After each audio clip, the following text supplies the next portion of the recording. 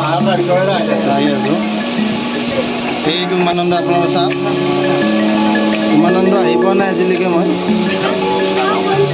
এইটো উমানন্দ পৃথিৱীৰ ভিতৰত সকলোতকৈ সৰু নদীদ্বীপ।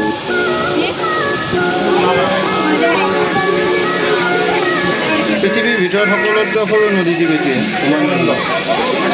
আমাৰ অসমতে আছে, আকৌ ওচৰতে আছে, আমি আজিলৈকে আহি পোৱা নাই। ভিতৰত ডাঙৰ নদীদ্বীপটো অসমতে আছে, সৰুটো অসমতে আছে। অসমত আছে।